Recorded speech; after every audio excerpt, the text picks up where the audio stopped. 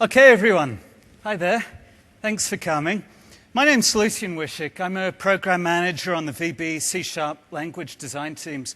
I've spent the past 4 years of my life working on Async, and the past year of it studying how people are using Async, what are the common pitfalls they've been falling into, and where they need guidance. And that's what this talk really is. It's all about giving guidance on best practices, on how to use Async and avoid the common pitfalls. Just before I start, I'd really appreciate it if you like this talk, please fill out an evaluation form. If you don't like this talk, please fill out an evaluation form, because I deserve to be told. It's the evaluation forms that let me keep coming to TechEds in future.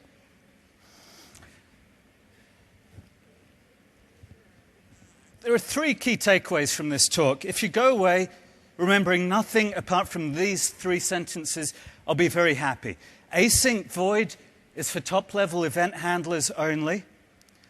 You can use async tasks to wrap around events to make your code simpler. And you should use the thread pool for CPU-bound work, but not for I/O-bound work. Those are the 3 key messages. And the talk's just going to be split into 3 sections, 1, 2, 3, to flesh out the details and the implications and the practical ramifications of each of the 3 takeaways. Just a question, how many of you have been using Async for a while? And keep your hand up if you feel you're using it properly and you're confident you understand how it works. That's quite a lot fewer. I think because of that, it was really important to just start with a brief 5 minutes to spell out exactly what happens to the control flow in an async method. I believe that if you understand what's happening in these diagrams for the next 5 minutes, you'll be able to predict the next 75 minutes of the talk. Heck, even if you don't understand, you'll still be able to get the rest of the talk. But this is what async should be like in the ideal world. It really is as simple as this. As the message loop, the user hits the button click, let's say, it fires, or the UI message pump fires the event handler, and here it will invoke this async method, load settings async, which returns a task. And then control flow gets to the first await inside an async method. At the first await inside an async method, it creates a task object on the heap if it was task returning, and then it returns back to its caller. We're here. This method has just reached the first await of an async method. It happened to be a void returning method, so it didn't need to create any tasks. But then, at the first await of the method, it returns to its caller. And because it's returned to its caller, the message pump is free to deal with further messages as they arise. And that's what keeps our apps responsive when we use async. Later on, this download that we kicked off will finish 3 seconds later, 10 seconds later if you're at TechEd and internet Wi-Fi isn't very good. And that task gets marked as completed. What does it mean when a task gets marked as completed that's been awaited? Well, it means that the task gets moved somewhere so that the message loop, when it's free to do its work, when it's free to pick up completed tasks, can go straight back to where the await left off, and it can continue from that point. What's it going to do when it continues from this point? Well, the only work left to do is the closing brace of this method. All it's got to do is to complete this method. When you complete an async task returning method, it marks that task as being completed. Well, it marks the task as being completed and it returns back to the message loop. So the message loop is free to do more work. And the work that it will do is it will pick up the next task that's been completed that was being awaited, and it will jump up to resume where the await left off. What's it going to do at this point? Well, it's just going to do the remainder of the work and resume back pumping messages. That, in a nutshell, is all that async is about. As I said, if you followed that diagram, you'll predict the next 75 minutes. If you didn't follow it, well, the next 75 minutes will still make sense. Let's get on to the first of the three sections of this talk. This section is async void is only for event handlers. In all of this talk, every section is motivated by user stories. People where I've seen user complaints or heard them or read them on the forums. And this user was doing a Silverlight application. She'd seen Windows 8. She really liked the swipe panel from the side. She wanted to create the same effect in her Silverlight app. It was a forms over data app.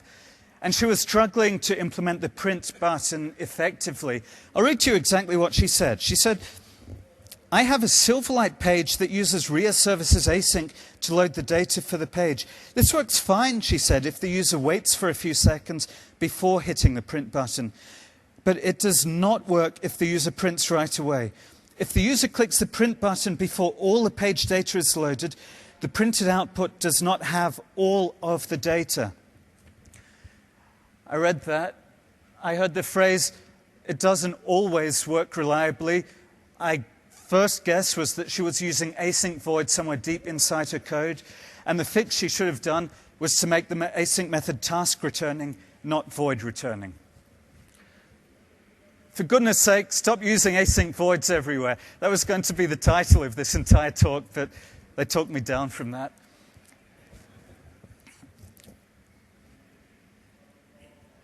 You know, the forms over data application, it was a really good example, but it wasn't concise enough for me to fit into a TechEd talk. So here I picked up a different example I'd found from a different user. They had exactly the same problem. They had bugs in their code because deep inside their code they had a void returning async instead of a task returning async. Actually, this code came from one of the official Windows 8 SDK samples. Just goes to show that everyone can make this mistake and that everyone does make this mistake. Don't worry, they've fixed up the Windows 8 SDK by now. So what happens? Whoops. Here, the user clicks a button. It enters the click handler. It invokes this method, sendData. So control flow transfers into the sendData method. It does some synchronous stuff, creating this web request. And then it comes to an await statement. What does an await statement do? Well, this one happens to be void returning, so it doesn't need to construct a task. But at the first await of a method, control returns back to the caller. Here, at the caller, there was an await task.delay of 2000. At the first await of this method, control flow returns back to its caller, to the UI message pump, in fact. And what happens next? Well, we have two tasks running. One of them is await task.delay of 2 seconds. The other is await request.getResponse async. One of them will complete next. Well, both of them will complete, but we don't know which order they'll complete. We don't know if the delay will complete first, or if this will complete first, and assign to the field m.getResponse in time for this guy to use it. This is a race condition. Question, why were they using task.delay of 2000? I can tell you why. At first, I bet they didn't have the task.delay, and m.getResponse was never ready. So they put in a task.delay. They tried 500. It wasn't quick enough. They tried 2,000. It was working quick enough on their internal Microsoft CorpNet network that they felt happy. But again, when they came to the worldwide or an airport internet, slow connectivity, it wasn't enough, and people start getting errors. So what's the problem? The problem is that they returned void from this method. They should have returned task. The problem is that they returned void. And that meant that this guy was unable to know when this method had finished. He was unable to await for it. That's the source of all this problem. And the fix is straightforward. The fix is that it should have put a task returning thing in there. That's just one of the two problems with async void returning methods. And before fixing it up, I want to tell you what the other one. Let's comment out the problematic race condition. So we're not using the variable mGetResponse anymore. We've avoided that race condition. The next problem with async voids is exceptions. What happens in this control flow? As again, the user clicks on the button, it invokes send data, it comes down here, it comes to the await statement. It's making a web request, right? A web request might succeed or it might fail. We don't know immediately. We'll know in 4 seconds whether it got a 404 error or a timeout or whether it succeeded. So the exception we get is only going to arise when we resume from the await. We haven't yet. We just reached the first await, and at the first await of the method, we return back to the caller. We return back to the caller, and we plow straight on through the catch exception handler block. The exception has not been thrown yet. That's going to happen 4 seconds later. So this, sure as anything, is not going to catch the exception. Question, what is going to happen to the exception if it wasn't going to be caught by this? Well, the answer is it's going to post the exception to the UI thread as an unhandled exception. In a Windows Phone, that will be swallowed silently. In Windows 8, it will crash the application. In WPF, it will pop up a dialog box. In all cases, that's not the good behavior, is it? So, both of these problems, they boil down to the fact that async void is inherently a fire and forget mechanism. By fire and forget, I mean the caller is unable to know when the method is finished, is unable to catch any exceptions. It is only appropriate to be used in fire and forget scenarios, and this send data was sure as anything not. So let's recap what we've said. What we said is that async void is a fire and forget mechanism. Caller is unable to know when it's finished, and the guidance is to use async void only for top-level event handlers or things like them. I'll tell you what I mean by things like them later. And everywhere else, your async method should be returning task or task of T. There's one other part to this, which is to do with async lambdas and whether they're void returning or task returning. That's a bit subtle, so I'll return to that later. But before that, let's fix up the user's code. They should have returned task. The convention is whenever we have an async method that's task returning, it should have the name async at the end. So when he's calling send data async, the compiler will usually warn him. It's saying, warning, you're invoking an async method without the await operator, and so you'll put the await operator in. That sounded easy enough, but the reality is it's not always that easy. Here's a case where it isn't as easy. Why I actually started with this was I wanted to know just how much of a problem is async void. I went to the MSDN forums in Stack Overflow and I did a search for the phrase async void and problems. This was the #1 result I got back, something called load state. I'd never heard about it before. It turns out it's a Windows 8 thing to do with the Windows 8 page navigation model. So what happens on Windows 8 is when you navigate to a page, anytime you navigate to a page, it fires a navigated to event handler. And the base class for every page has a virtual void method which handles that event, and everyone overrides that virtual void method. Here, I'm overriding the void on navigated to method. And because this is firing in response to an event, it really is a fire and forget scenario, isn't it? So it's a legitimate use of async void here. Well, first thing we do is invoke base.onNavigated_to. I had no idea what this did. I looked up the source code in the template. Here's the source for the base thing. The base implementation of onNavigated_to says, if the page has already been visited, then return immediately. But if this is the first time that the page has been navigated to since it was constructed, then invoke this virtual void load state method. virtual void load state, it's feeling quite a lot like a fire and forget scenario as well. It's just fired and forgetted by the system whenever we navigate to a page for the first time. So that's why in the templates, they thought it was legitimately an async void scenario. Actually, they just made it a void scenario. It's users who are putting async into it because they wanted to put await in. Anyway, in this case, what am I doing? I'm doing some work to load up a bitmap and store it inside a class-level field. Question, how does this code behave? By this stage, it should be looking fairly familiar. But let's step through in detail just to be absolutely sure. The user navigates to the page. It fires an event. That invokes the virtual void onNavigated_to method that we've overridden. The first thing we do is call base.onNavigated_to. That, through some work, transfers control flow to our async void load state method, who comes to the first await in him.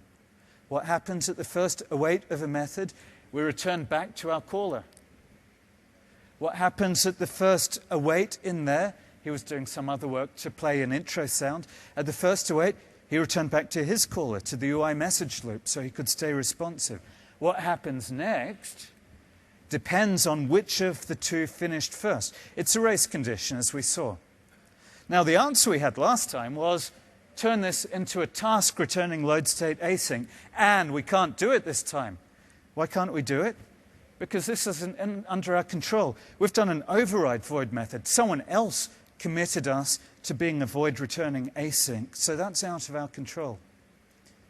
But we're still going to have to return a task somehow. How are we going to do that?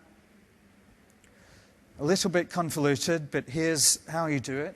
I'm going to have the task as a field inside my object. Load state is still void returning, and it invokes load bitmap async, this async task returning helper, but it does not invoke it fire and forget. Oh no. It does not forget the return to task it got back, and it's not a void returning async that it invoked. Instead, it saves that task into a field. And what that means is that later on, this main method can await until that field is finished.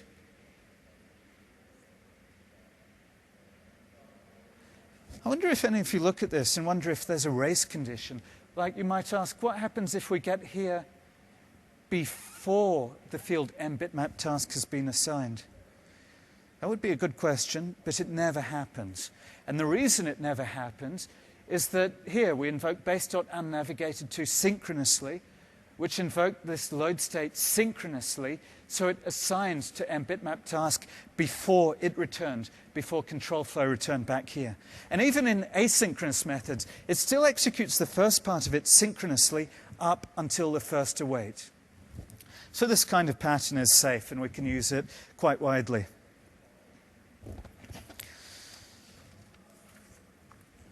There's a lot more to say about async voids. You might be thinking, oh, constructors are kind of like async voids. What do I do for that? Or property setters. They're basically void returning. Can I use async in those? Or property getters, how can I use await inside those? Or, I don't know, there were a bunch of questions. I didn't want to derail the talk because we've only got 75 minutes. There is a more advanced talk on async that I'm giving tomorrow afternoon, which is geared more towards library developers. But if you want to drill more into these questions, you can look at the slides. They're all included as hidden slides in the slide deck. It will be available on the TechEd website, and also I have them online on my website. I said I'd talk about async void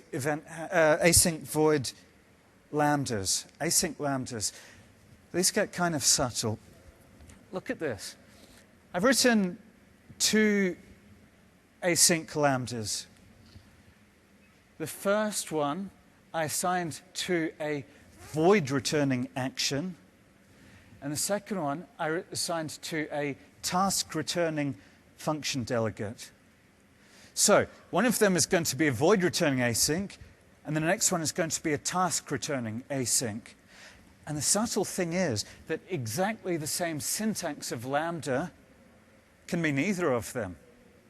Here, look at this one. Await task.run of async something or other. This is exactly the same Lambda as I wrote up here. Which one is that going to be? Is that going to be the void returning one or the task returning one?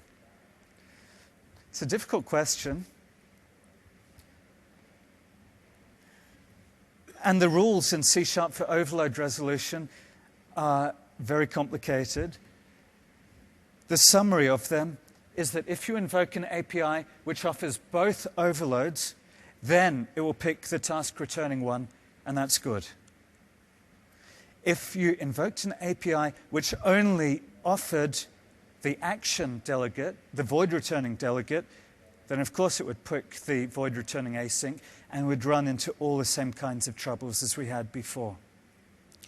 I'm going to show you a practical example of those troubles that people run into. Before that, I want to tell the situation with VB. It's kind of similar but slightly different. In VB, the Lambda expression itself determines if it's going to be void returning sub, like this, or a task returning function like this. But, long story short, the guidelines are the same. When we invoke a method, if there are both overloads offered, then it will pick the correct one and do what we want.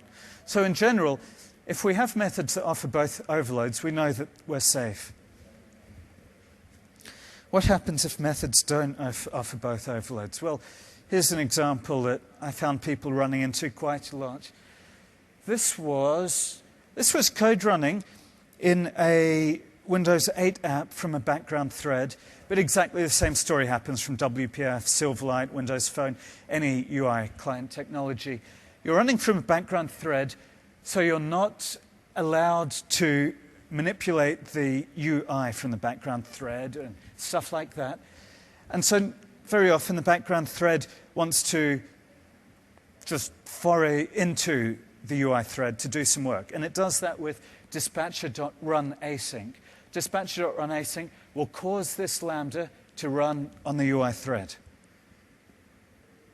And so often happens, you start writing the Lambda, you realize that you're invoking an API that's asynchronous, so you need an await in it, so you need to make it an asynchronous Lambda for whatever reason.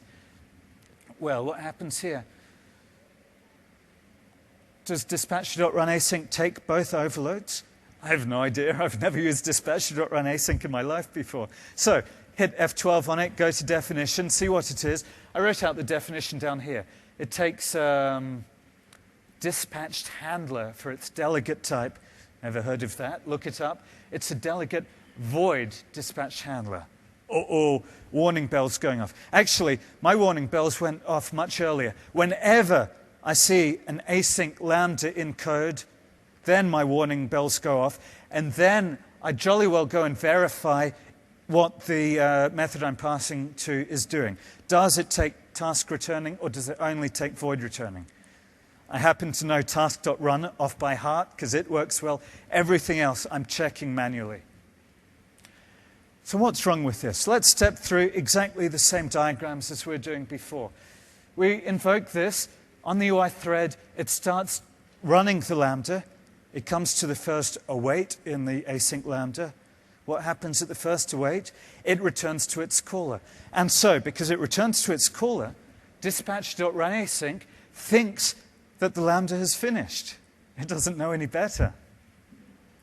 So the await that was awaiting it thinks that it's finished, and so it resumes, plows straight through the exception block. Maybe it uses the mResult field if needed.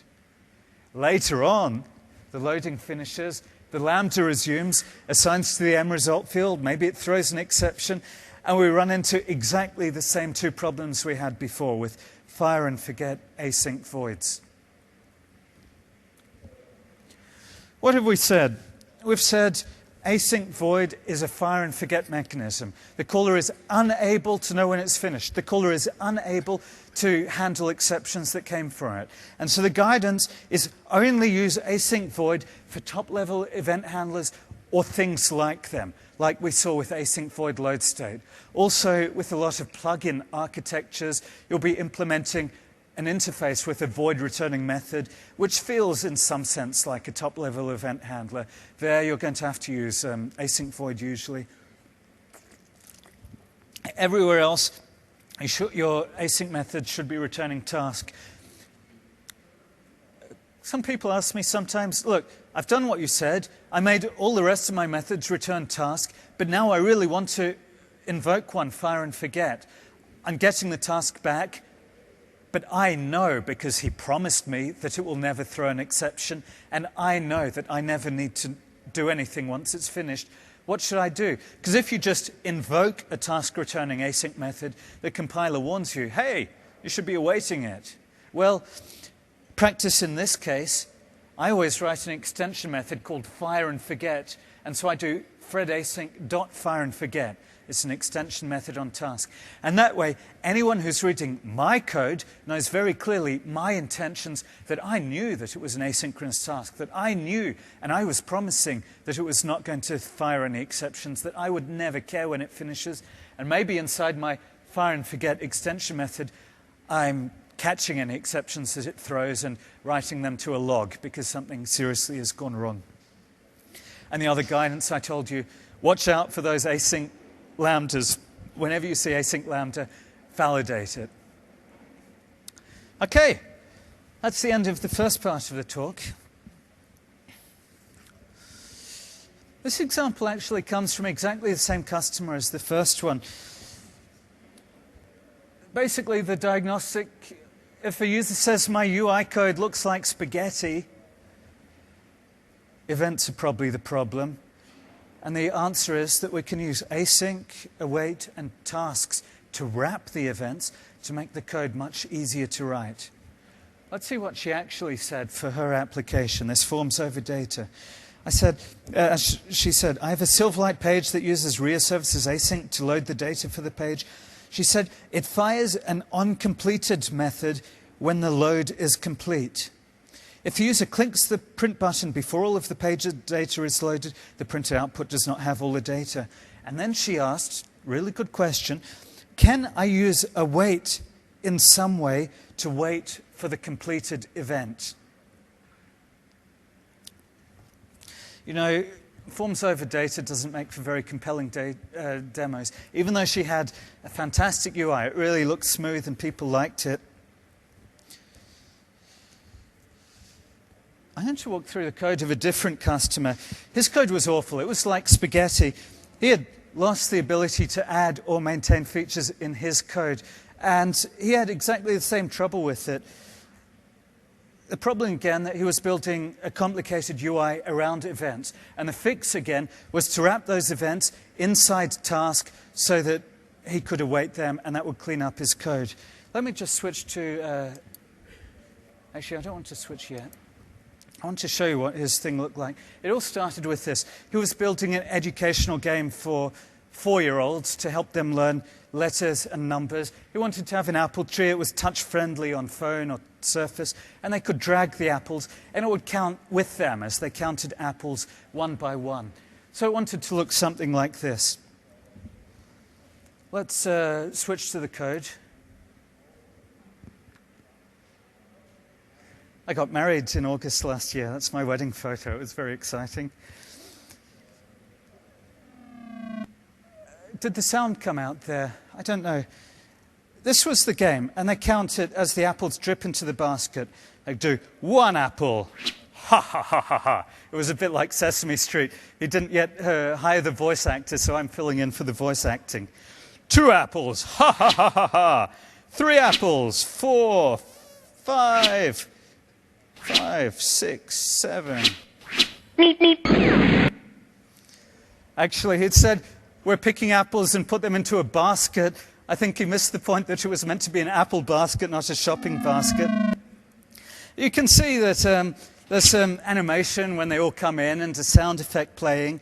And actually, if I resume the game from where I left off, it kind of wobbles them.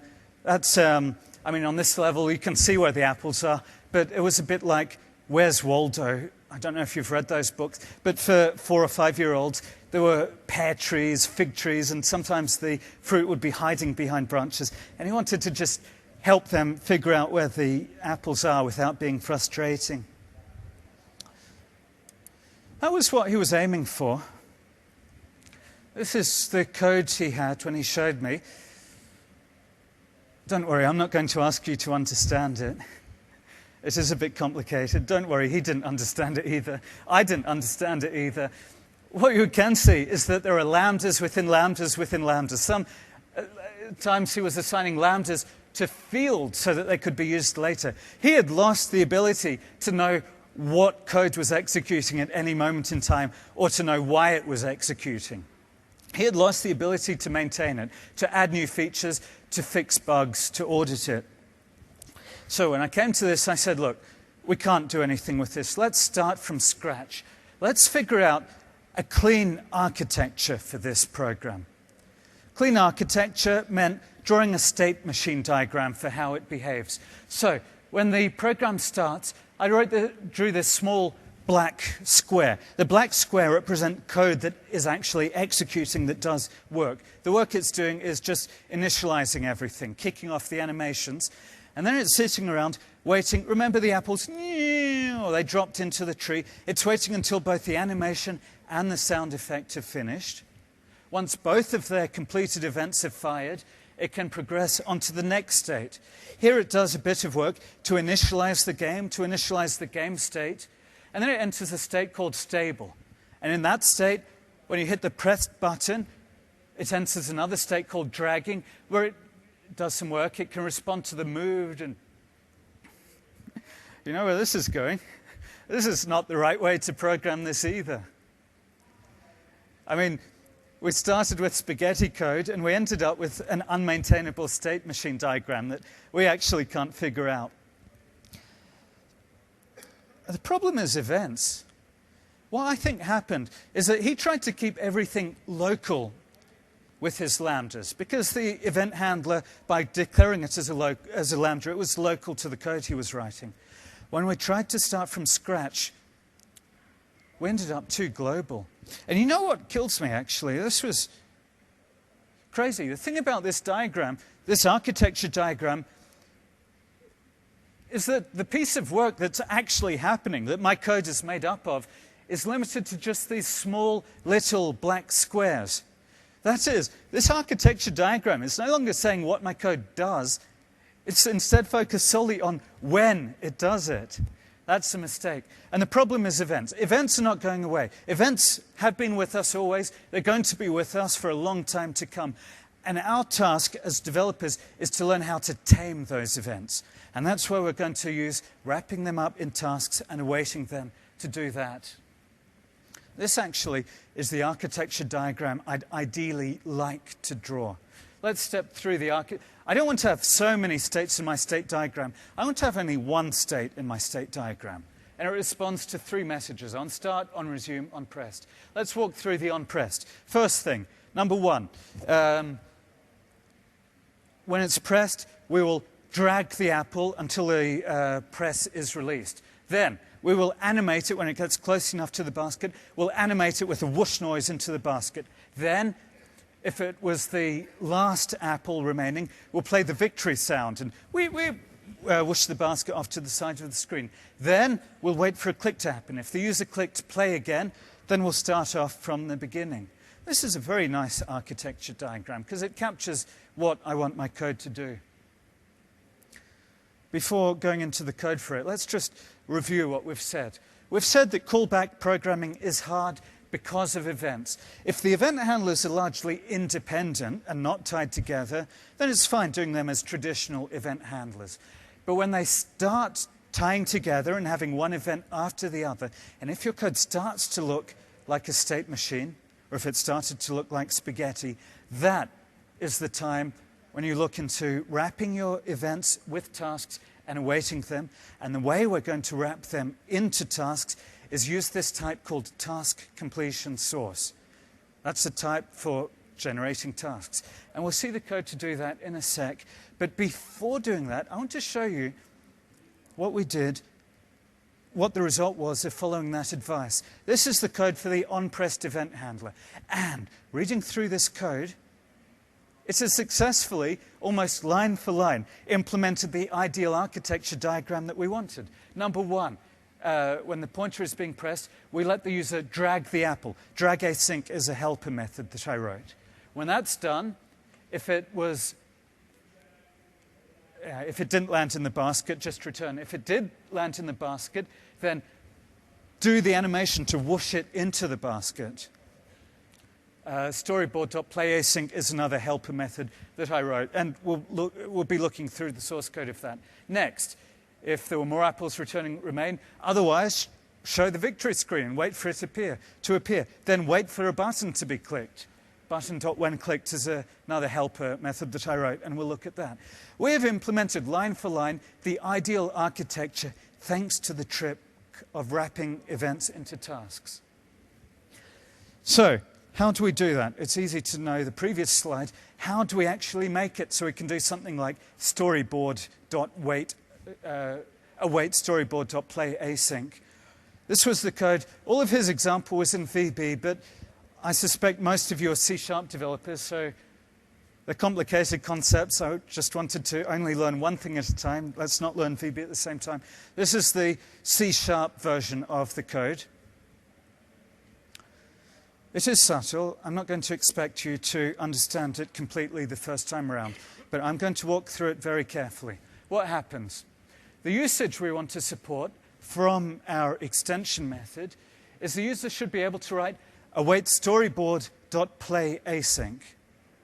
Storyboard doesn't offer that method. Storyboard only has events, completed events and other events for when it's finished. So we're going to have to handle the events. This is how we do it. So what happens when the user does await storyboard.playAsync? Well, the first thing it does, of course, is invoke this extension playAsync method, this task returning extension method. And the first thing it does is do var TCS equals new task completion source, creating a new one of these task completion sources. A task completion source is like a factory for creating and controlling a single task object. Nothing more. That's all it does. Next thing we're going to do is define this lambda. This lambda is going to be invoked when the storyboard fires its onCompleted event, because I sign it up here. Storyboard.completed plus equals lambda. We'll look at the contents of it in a moment. But the next line of code we execute, storyboard.begin, is going to kick off the storyboard. Next line of code, await tcs.task. tcs.task is the task that my task completion source has generated for me. Question, has this task completed yet? Heck no, all I did was create it. A task is an object that can exist in two states, either not yet completed or completed.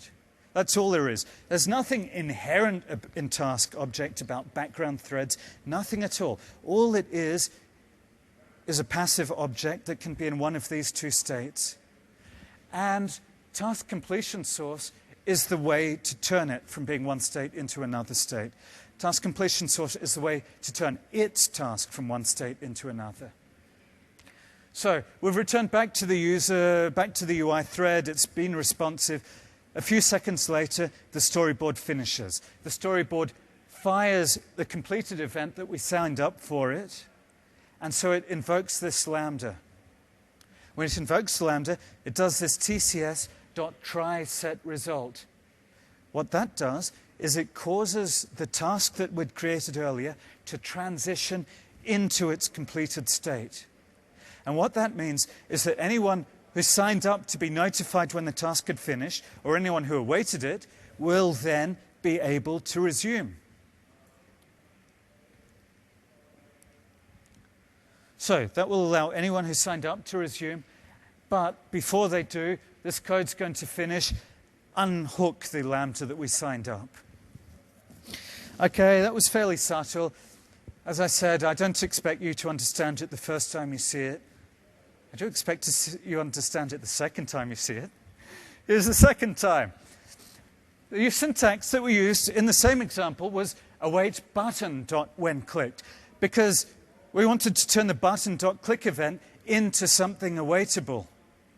How did we do that? Exactly the same technique. We created a new task completion source. By the way, I'm using task completion source of object. That generates a task of object. Could have been task completion source of int to generate a task of int. If you want to generate a plain old non-generic task, because I wanted to return a task, there is no corresponding task completion source. So I'm just doing a more derived type of object, and I'm ignoring the facts because a task completion source of object inherits from task. So that will work. Anyway, creating the TCS, defining the lambda, signing up the lambda, awaiting until the thing is finished. Do I have this? Yeah.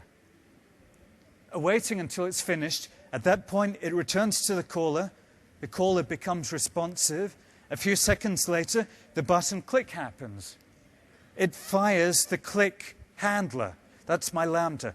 This lambda transitions the TCS into the completed state. So anyone who was awaiting on my task will be able to resume. And then it unhooks the lambda. By the way, I'm putting this unhook inside a finally block because I sure as anything want it to be unhooked. I don't want to waste memory by leaving the lambda signed up for too long.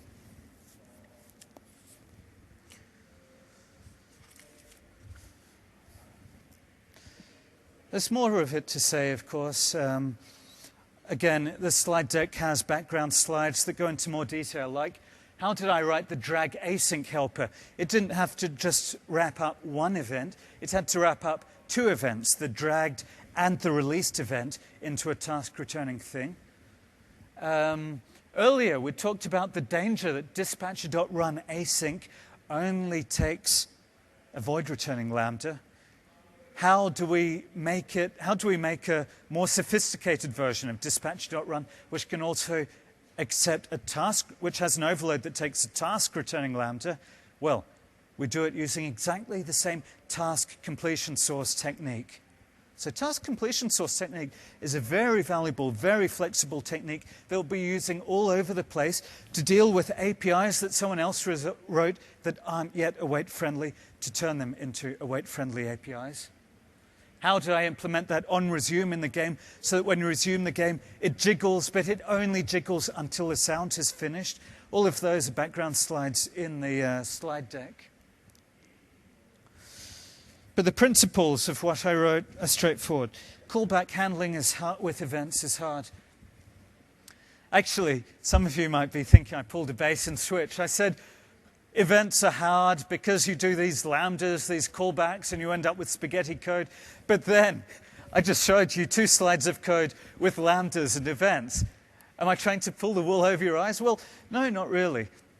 The reason is that when we wrote those short things that wrap the event into a task, they were 9 lines of code each. They were very small, very easy to audit, very short to make sure they're correct. And what's more, they were reusable. So the expert in my team can be the guy who writes these wrappers to turn events into tasks, or I can download NuGet packages. There are some, I forget its name, I'm afraid, which do exactly the same thing. But then the rest of my code is free of callbacks and spaghettis and lambdas. That's what we've achieved. And when should we know to start using this pattern? Whenever our code is starting to look like spaghetti with nested lambdas, or when it's starting to look like a global state machine. Those are the triggers that you look at and you think, I need to do something different here. And the important thing to take away here is using task completion source as that versatile mechanism. The final of the 3 sections.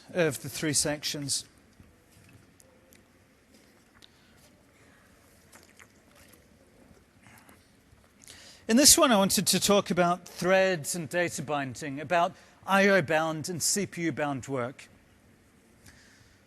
A user asked, how do I parallelize my code? Long story short, he was asking, he had misunderstood his code. He was thinking if he was thinking of his code as if it was CPU bound, but in fact it was I/O bound. And so the techniques he was using were inappropriate, and he should have been using await, not parallel for. Let's step in detail into his code. He was writing, it was a bit like Zillow.com, a website for when you're buying a house. You want to look at real estate and find out what houses are available, do searches. It looked something like this. I'll tell you what he wrote on the forum post he posted.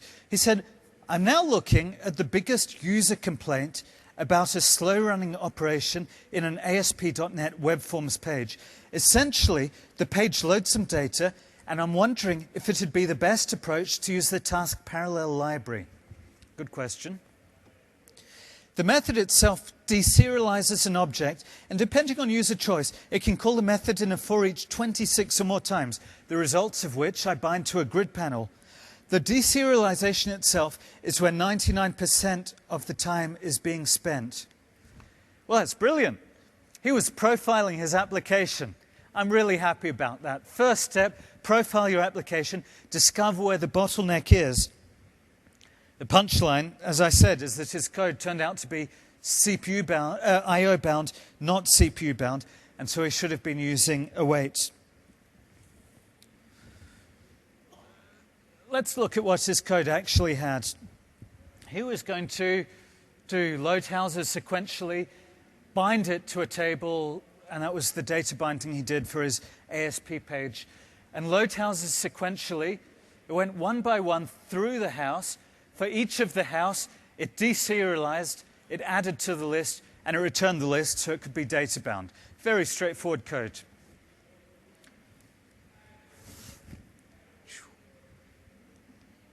Sorry, I'm having trouble with my pointer.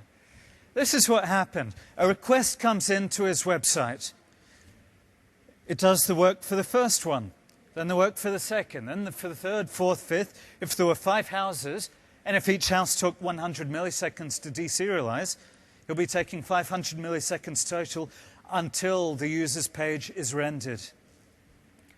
Time to first byte. That's until the first bytes start arriving back in the user's browser. So he said, should I be using the task parallel library to parallelize it to make it quicker? So he used parallel.for. It takes the first and the last, and then this lambda, and it will do all of them and then return the list. How does parallel.for work? Well, he did parallel.for, and he passed this lambda to it. So that means that ultimately 5 copies of the lambda are going to be executed, 1 for each house. And the task parallel library basically puts those 5 copies of the lambda inside a bin waiting to be executed. Actually, it's smarter than that. It creates them gradually as needed. But for purposes of this, let's just think that there are going to be 5 lambdas which we have to execute. Well, my laptop has 2 cores in it, a boy and a girl core. You can tell from the colors. And the task parallel library is going to use as many cores as is optimal. It's gradually going to figure out what is the optimal number of cores of threads in the thread pool to use. The optimal number is usually as many threads as you have cores, because if you had more threads than cores, some of the threads will just be idle and there was no point. And in this case, suppose it used 2 threads from the thread pool, the boy and the girl, and they execute them. And this way, it's doing them in parallel, one after the other, and it can get a response out in 300 milliseconds. So that's an improvement. That's doing something better than the 500 milliseconds. But, hold on just 1 second. What the heck kind of deserialization takes 100 milliseconds? That's an eternity. No one's going to write code just to deserialize 1 house that takes 100 milliseconds. We dug into it. What his deserialization actually meant was going to the database over the network to fetch the house data from the database. It was not CPU bound at all. It was I/O bound. So whenever we're looking at this, be very conscious. Is our work CPU bound or I/O bound? In his case, it was I/O bound. So what he was actually doing Let's look at his original sequential code. This is what it looked like. First, he kicked off a request to the database. Then he sat there twiddling his thumbs, doing nothing until 100 milliseconds the answer came back.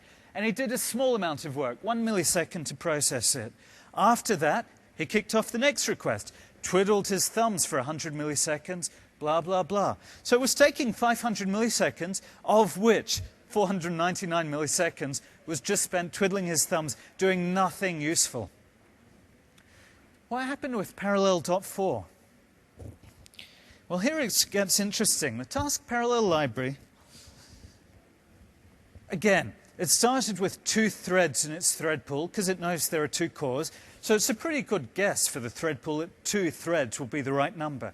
And it runs them both, and it kicks them 2 requests off at the same time. And now it has 2 threads blocked, doing nothing, twiddling their thumbs. And it knows that now the physical laptop or the physical computer has 2 cores, but they're not being used for anything. They are now idle cores. And it figures out that it could get more optimal performance by injecting a new thread into the thread pool. So it creates a new thread.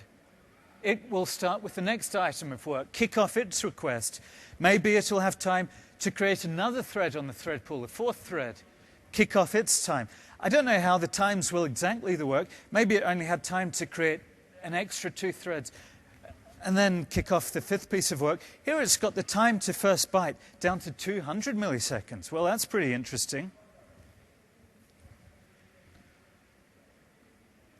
It's kind of weird, though, isn't it? And the thing to note about the thread pool and the task parallel library is that when it's feeling out what is the optimum number of threads to be running, it does so only gradually. Like sometimes it might even take up to 1 second to allocate the new thread. So if you're doing this, maybe it took longer than 200 milliseconds because it just took too long to allocate those extra threads. Let's draw the ideal timeline diagram for what I wish the code would do. A request comes in, the user hits the refresh button.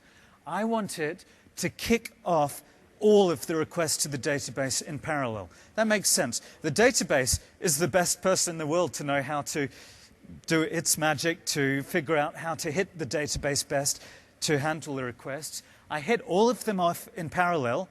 I assume the database will probably optimize them so it can do them fairly quickly.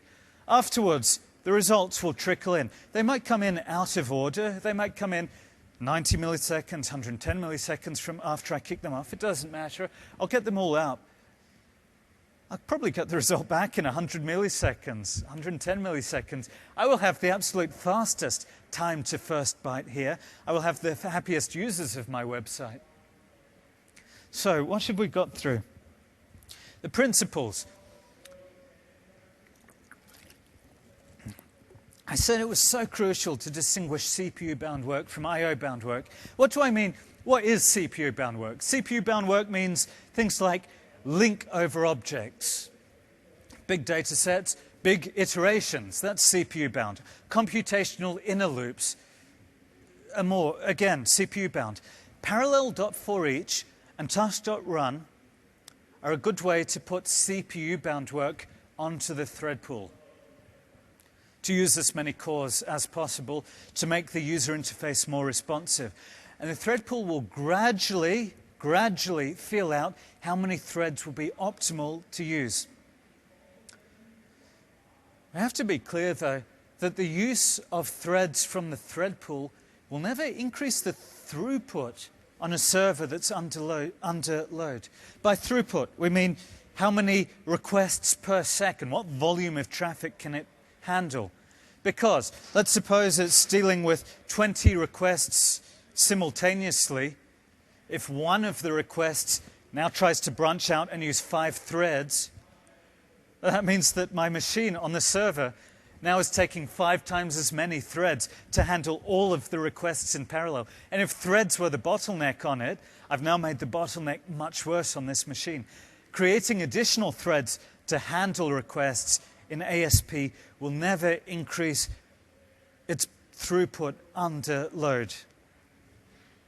So, for I/O-bound work, we should be using await rather than background threads. For CPU-bound work, we can consider using task.run or parallel.forEach to put it onto background threads if we're doing a user interface app or if our server is not heavily under load. But if we're worried about scalability, then using those parallel techniques will not help. And one other important thing is that when we're writing libraries, I'll be talking about this library writing a lot more tomorrow. If we're writing libraries, our libraries should not be creating additional threads. Our libraries should leave the user of our libraries to be the person who decides how many threads they want to use and when and why. Well, let's see that in practice. This is what the user with his housing application on the website should have written. He should have done an async method, returning a task of list of house. Then it goes through all of the houses he needs, and it just kicks off a database load on each of them, kicks it off, and assigns the resulting task into a list. At the end, it can await task.whenAll of all of those outstanding tasks, get back an array of the answers, and return that as a list. That's brilliant. Well, that was for I/O-bound work. I wanted to show you a bit of work based on some. I wanted to show you some work that was CPU-bound and talk about best practices around here. I have to confess, this is the only piece of code in the entire talk that did not come from users. The reason is, I was looking for CPU-bound work out on the forums. Very few people are writing CPU-bound work out there for some reason. So I had to invent something. What this was doing financial analysis for options trading. The way it works when they're doing options analysis is they simulate a million different ways that the market might go. And this graph shows all the different ways of whether stocks might go up or down. A million different ways, all equally likely. It simulates all of them. It does a calculation of how well its particular stock option would have performed under all of those million different scenarios. So they're in this loop, doing a million of them, simulate a possible stock price history, calculate how much the option would have paid. That's the total payout that one would have done, and then average them out over every single one of the simulations. That's clearly CPU-bound work.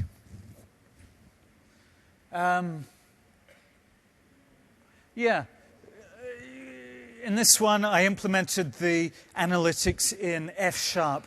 Why did I do that? Because F# is just the natural language for doing computational data analytics. It's why the financial companies of the world are moving to F# for the back end of their code, or the big data number crunchers are using F#, just because the rocket scientists, the mathematicians can write F# quicker, more correctly, fewer bugs, and F# interops perfectly with C# and VB for the UI front end.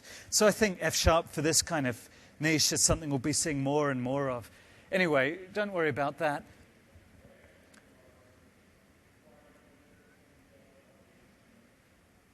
This is the code I wanted to do. I'm clicking it off in response to a button click handler. It's an async void because it's an event handler. But it's CPU-bound work, and because it's CPU-bound work on the user's desktop, I really did want to use all of the cores at my disposal to make it run quicker. So how am I going to do that? I'm going to use task.run. That's my general technique, or parallel.forEach, but I'm using task.run here. That's my general technique for pushing CPU-bound work onto a background thread. It's doing exactly the same code as before to run all of them. And then it returns one answer at the end, which is the the average payout, which is total divided by a million, and it binds that to the user interface. What we've seen here is best practice in using background threads. And the best practice is that when you've got code that's got CPU-bound stuff, so often that's just a small kernel of your code, a very small part of it that's CPU-bound, and the rest of it is just orchestration or GUMP for user interface. Like, we update the user interface, we download the data, then we have the small computational kernel which spits out its result at the end, and then we update the UI based on that. So, if we use task.run to narrow it down just to that small computational kernel that spits the answer out at the end, then the way we're getting the answer back is through this var expected payout equals await task.run, which picks up what was got back from the return statement. And so this task.run thing does nothing on the UI. And that works for like 90% of the CPU-bound code that we're doing. If it doesn't work, let's suppose the user wanted some feedback about how the progress is going. In this case, the new type that we've introduced in .NET 4.5 to help with this is a type called iProgress, a new interface, and a concrete type called progress. So what we're going to do is create one of these progress types with the callback that will be invoked whenever the progress has changed. So we do the background thread work. And remember, most of the time, the background thread is unable to update the UI directly. So instead, it's going to update the UI by invoking a method on that iProgress interface that it got back, iProgress.report. So what's going to happen is the way that this concrete progress type works is whenever it receives a report, even from a background thread, it will marshal to the UI thread, or at least it will marshal to the thread it was on when it was constructed in the first place. It will marshal back to the thread, and then it will execute the Lambda. And in that way, this is how we're going to report progress from a long-running piece of work. Well, that's it. There's some more stuff to talk about here. I said that we can't update the UI from a background thread in general. That's true for Windows 8, Windows Phone, Silverlight. It's not true for WPF. In WPF, data-bound properties, you can update them from the background thread, and they will automatically do this marshalling to the UI thread without the progress type. And new in .NET 4.5, if you have collections that are data-bound to the UI, you can update the collection from the background thread, and it will automatically marshal to the UI. Anyway, that doesn't apply to modern client development, unfortunately. And I don't think the Windows or the phone teams are in any danger of adding that kind of stuff soon. Key patterns to recognize: when the code looks async, but it isn't really. When the user thought he was using parallel.forEach in a good way, but he wasn't really using it in a correct way. The key thing there is that we're going to look to see, do we think it's CPU bound or IO bound? And when he was using parallel.for, was he really using it in an asynchronous way, meaning it returns a task that is signaled when it's completed, or was he using it in a synchronous way? And there are a couple of warning signs here that if you download the full deck, it will highlight what are the warning signs to look for when it's being misused. There's one other kind of sneaky thing in a Windows 8 application. Sometimes there are hidden CPU costs that you won't expect to happen. Like if I kicked off 500 tasks from my UI thread, then when they finish, each of them will take 2 milliseconds or so. So that was kind of unexpected. There are hidden costs in Windows 8 Async, and the slides have more details on them. But without getting to them, I want to go back to what we've talked about.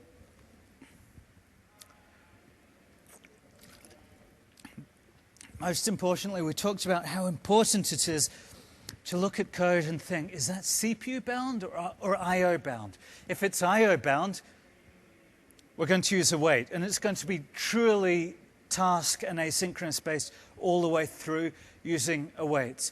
If it was CPU bound, that's when we're going to use things. If it was CPU bound on the client, that's when we're going to use task.run or parallel.forEach to leverage the background CPUs without harming user interface responsiveness. We talked about how the thread pool will gradually feel out how many threads are optimum, but it will take time to do that. And remember, using extra threads will never improve throughput on your Azure node or your ASP page if it's under load. Never. It's kind of interesting. I mean, that about ties everything up. There's a thread that I wanted to talk about with Async, and that is thread creation. There's nothing. If you think back to the initial diagram I drew with the dot that moved around, there was nothing in that code. Even though it had async and await in it, there was nothing in that code that created extra threads. Nothing in the C# or VB languages will implicitly create extra threads. That was really important for us. We think threads are a resource that you should be explicitly managing yourself. Usually, you should be leaving it to the top level to explicitly manage how many threads they want, because it's a precious resource. Only at the top level can they decide how best to use them. And that's why the decision to use task.run or parallel.forEach should not be made inside a library. It should be made at the top level. There are 7.5 minutes left to this talk. I could stop for questions, and I am going to stop for questions, but they're not going to be your questions, they're going to be my questions. This is still early enough in the morning that you can think about it. Looking through the forums, figuring out what are the common problems that people have. Everything here will just be a kind of reminder of lessons that we've learned through this common problems to avoid, common tips in async. People say, hey, my code isn't running asynchronously. Look, here's my code in a button click handler. I did this action work equals CPU work, and then I awaited schedule work of work. This is the async method that schedules the work. It takes in an action and it does the work. And they say, hey, this code is blocking my CPU. It's making my UI unresponsive, even though I put the async modifier. What's up with that? Can you tell me what's wrong with this? Yeah, you can. Put your hands up and shout out. Yeah. Exactly. Async without await. There's nothing in async that creates background threads. All of this was doing was simply running it on the thread that it was called. So it was doing no benefit at all. The problem was thinking that async forks a background thread, and it doesn't. And the solution is to use task.run whenever he wanted to use task.run, whenever he wanted to use a background thread. Another problem. He said, hey, my code is completed too quickly. I put this call to task.delay of 1,000, but even though it was task.delay of 1,000, code continued immediately after this statement. What's wrong here? Anyone? Yeah, await. Just missed out the await statement. So whenever you've got an awaitable, await it. It seems obvious. Most of the time, the compiler will warn you. Like if you have an async, a method that was declared with the async modifier in your own code and you invoke it, it will warn you. If you're inside a method with the async modifier and you call something without awaiting it, it will warn you. We unfortunately couldn't add the warning in all situations because it would have broken backwards compatibility. But you can watch out for that, and it's easy to recognize. This one's more difficult. This calls back to the first section of my talk. What's wrong here? Or at least, when you look at this code, which of your warning bells start ringing? Lambda. You said, look, there's a Lambda with an async. That fires my warning bells. I need to look at the definition of parallel.for to see, does it just take a void returning action delegate, or does it take a task returning func delegate? In this case, let's look at it. It only takes an action delegate, so we know that this code is not going to do what we expected. So the solution, really, I should have just been creating tasks and doing await task.whenAll on them rather than parallel.for. So, I mean, the lesson is use extreme caution whenever you see an async lambda. Here's another one. Await task.factory.startNew with an async lambda in here, and we're trying to await until the task we've got back has finished.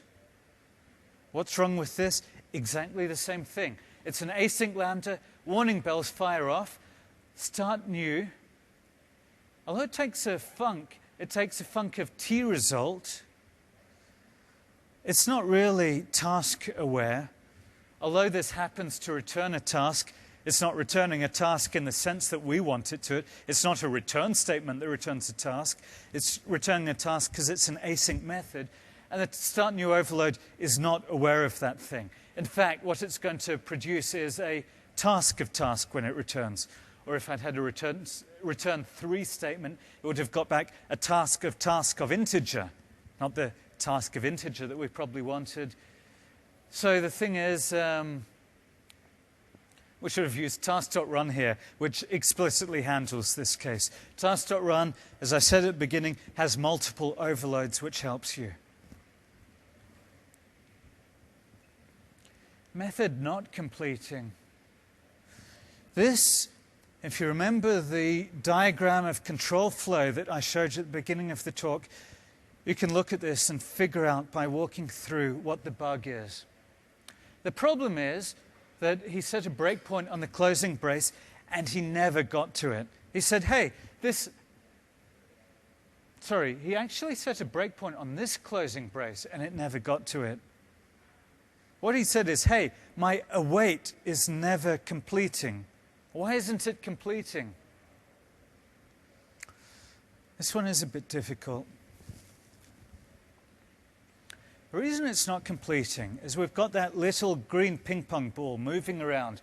And the ping pong ball is moving around and it's got to this statement here, foo async.wait. This is a blocking call to wait until the task is finished. So the ping pong ball, when it returns from creating the task here, when it returns from the first await here, it's then going to be stuck. The ping pong ball is not able to move any further. So that even though the await finishes, and even though it says, hey, please UI thread when you're free, can you schedule the rest of my method to complete? It never gets complete because the UI thread is never free to schedule it. So the problem that we've got here is deadlocking the UI thread. And the solution is, don't synchronously wait on the UI thread. Don't use task.wait or task.result on the UI thread. Those are guaranteed to lead to deadlocks. Whenever I say, hey, my await isn't completing, 99.9% of the time, this is the problem. And the solution is the top level should have awaited it. That would have worked. There's one other workaround. The library author, I'll talk more about this tomorrow, the library author could have done this thing called configure await to defend himself even if the user had called a blocking API wrongly, but that's bad practice and isn't the best way to solve the problem. One final question. Remember when I did the task completion source and I did everything inside, or I unhooked the lambda inside the finally block because it was so important to unhook it? This has a kind of similar problem. The user had this code and he said, look, my code works most of the time, but sometimes when I await the task that comes back, it never completes. What might have happened here? Can anyone tell me what happened? What happened?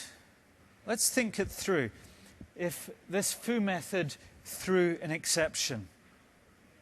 Yeah, you're nodding your heads now. Obvious. You just wanted to say it in front of everyone in case it wasn't the right answer.